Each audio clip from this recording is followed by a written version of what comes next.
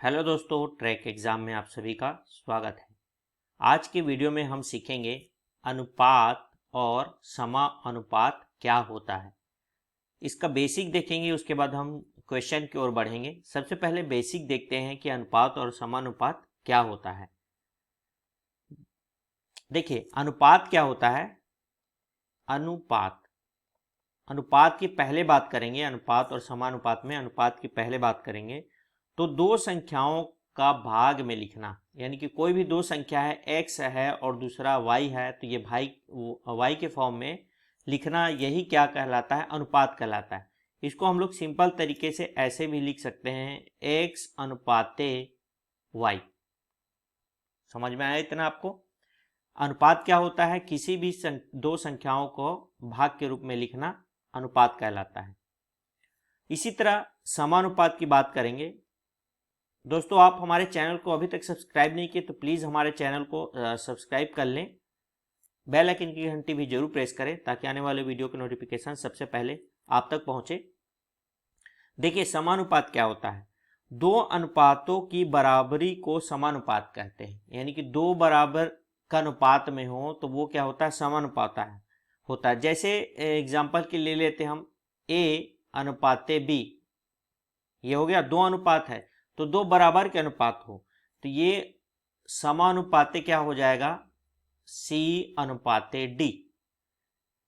इस फॉर्म में हो गया। इसको हम ऐसे भी लिख सकते हैं, a भागे में b बराबर c भागे में d। ये इस प्रकार से भी लिख सकते हैं। ये जो साइन दिख रहा है आपको, चिन्ह दिख रहा है, ये होता है समानुपात का चिन्ह होता है। किसका, समानुपात का। ध्यान में रखिएगा। देखिए, इसमें कुछ नोट करने वाली बात है। समानुपात में नोट करने वाली बात यह है कि बाहरी राशियों का गुणनफल, ठीक है, बाहरी राशियों का गुणनफल इक्वल होता है किसके, आंतरिक राशियों के, आंतरिक राशियों के गुणनफल के बराबर। ठीक है, यानी कि बाहरी राशियों का गुणनफल बराबर होता है आंतरिक राशियों का गुणनफल। तो बाहरी राशि क्या हो गया, ये बाहर की राशि हो गई, आंतरिक राशि ये दोनों हो गया। ठीक है, तो देखिए इसको कैसे लिख सकते हैं, a गुणा में b बराबर c गुणा में d।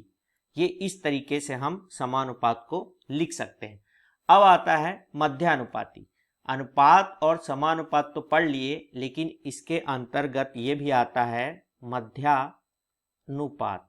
मध्यानुपात, तो मध्यानुपात क्या होता है, मान लीजिए कोई संख्या x है और साथ साथ में क्या है, a तथा b दो हैं जो मध्यानुपात हैं। मध्यानुपात हैं किसके, माना कोई संख्या x है, a तथा b दो मध्यानुपात हैं। तो जो इक्वेशन बनेगा वो किस तरीके से बनेगा, देखिए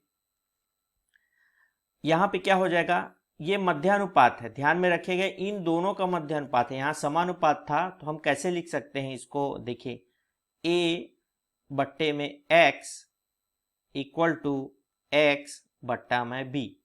ये क्या है, मध्यानुपात है, बीच का अनुपात है। तो इसको हम लोग आगे अगर सॉल्व करेंगे तो मैंने आपको बताया बाहरी राशियों का गुणनफल इक्वल टू क्या होता है, आंतरिक राशियों का गुणनफल।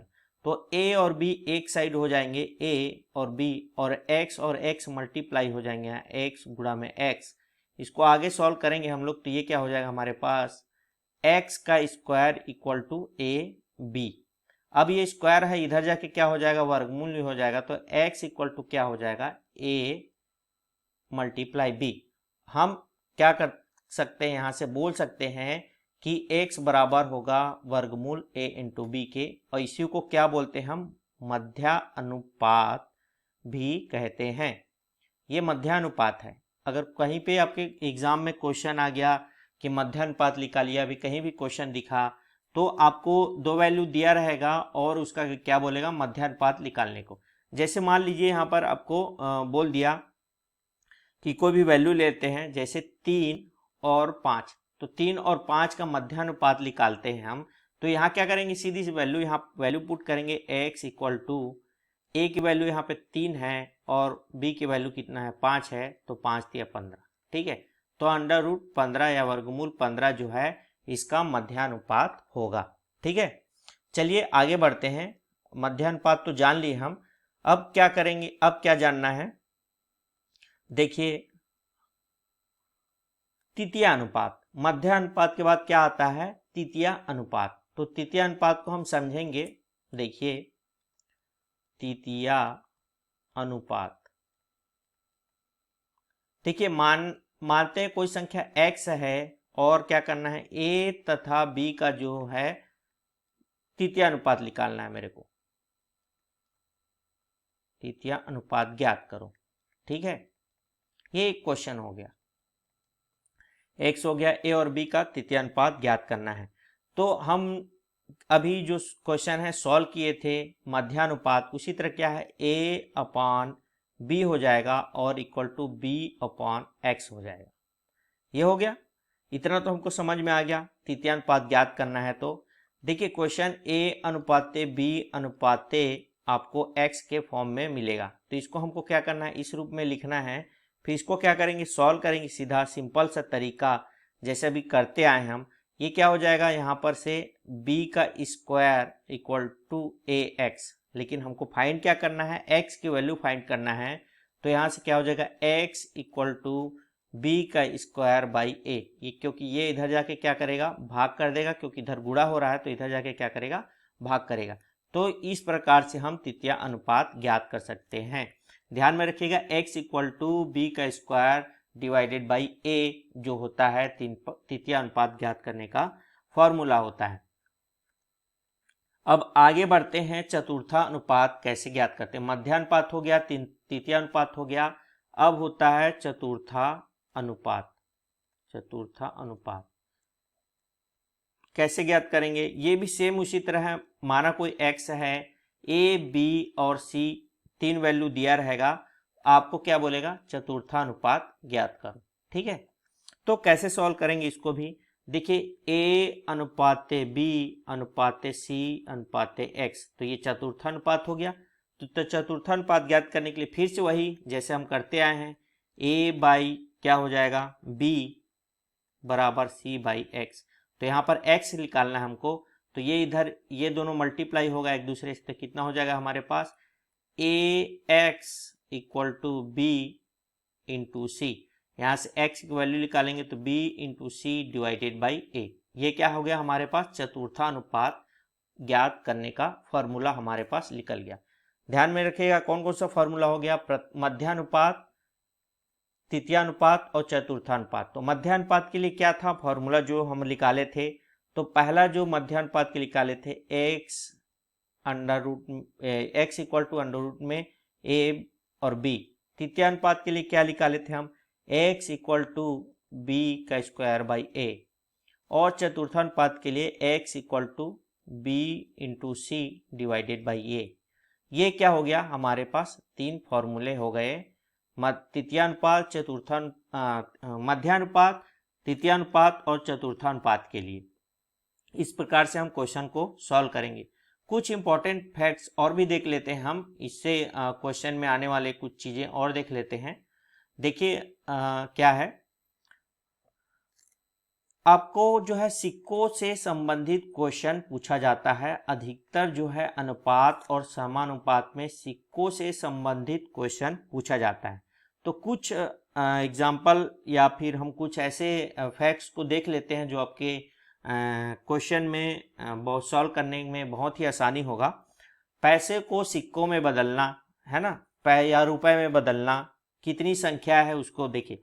पहले हम ये देखेंगे, जैसे 5 पैसा है हमारे पास, अगर इसको हम लोग रुपयों में चेंज करते हैं, ठीक है, रुपए में चेंज करेंगे तो पैसा है, तो रुपए में चेंज करने के लिए क्या करेंगे, 100 पैसे से इसको क्या करेंगे, डिवाइड कर देंगे, भाग दे देंगे, तो 5/100 रुपए हो जाएगा इसका मतलब। इसी तरह अगर हम लोग 10 पैसे की बात करेंगे, 10 पैसा, तो 10 पैसा बराबर क्या हो जाएगा, 10/100 रुपए। और इसको आगे हम लोग और सॉल्व करेंगे तो हम लोग 1/10 10 रुपए भी लिख सकते हैं। फिर 20 पैसा, 20 पैसा बराबर कितने रुपए हो जाएंगे? 20 पैसा बराबर, तो 20 बट्टे में 100 रुपए। इसको आगे सॉल्व करेंगे तो ये 0 और ये 0 कटेगा, तो हमारे पास 2 बट्टे 10 आ जाएगा। फिर इसको और सॉल्व करेंगे तो 2 एकम 2 पंचे, तो 1 बट्टा 5 रुपए भी हम इसको लिख सकते हैं। फिर 25 पैसे की बात करेंगे, यानी कि 25 पैसा का, तो 25 पैसा इक्वल टू क्या हो जाएगा? 25 बट्टे में 100 रुपए। इसको आगे सॉल्व करेंगे तो क्या हो जाएगा? 25 से कम 25, 25 चौक 100, तो यहाँ कितना हो जाएगा? 1 बट्टे 4 रुपए। फिर अगर 50 पैसे की बात करेंगे, 50 पैसा, तो ये क्या हो जाएगा? 50 बट्टा में 100 रुपए, और 50 से कम और 50 दूनी, तो 1 बट्टा 2 रुपए, ये हो जाएगा हमारा 50 पैसा। बाकी तो आप जानते ही हैं। फिर 50 पैसे की बात करेंगे, फिर 1 रुपए की बात करेंगे तो 1 रुपए बराबर 1 रुपए ही होगा। 2 की बात करेंगे तो 2 रुपए बराबर 2 रुपए ही होगा। इस तरह से जो है, जो कि सिक्कों को पैसा जो सिक्का है उसको रुपए में चेंज करेंगे। अब यहाँ पर सिक्कों की बात करेगी तो 5 पैसे के 10 सिक्के हैं, है ना? तो 5 पैसे के 10 सिक्के हैं, तो ये रुपए में कितने रुपए होंगे? तो पहले तो 10 सिक्के हैं तो 10, और एक की वैल्यू 5 है, तो कितना हो जाएगा? 50 पैसा, तो पूरा 50 पैसा। अब 50 पैसा क्या करना है? चेंज करना है रुपए में, तो 50 बट्टा 100 करेंगे। फिर इसको सॉल्व करेंगे तो हमारे पास कितना आ जाएगा? 1 बट्टा 2 रुपए। इस तरह से सॉल्व हो जाएगा क्वेश्चन। और कुछ 1-2 क्वेश्चन और देख लेते हैं, आपके समझ में आ जाएगा। देखिए, आपको बताते हैं किस टाइप का क्वेश्चन और हो सकता है, फंस सकता है आपके एग्जाम में। देखिए, अनुपात समानुपात से रिलेटेड कुछ क्वेश्चन देख लेते हैं। मान लीजिए मेरे पास क्या है,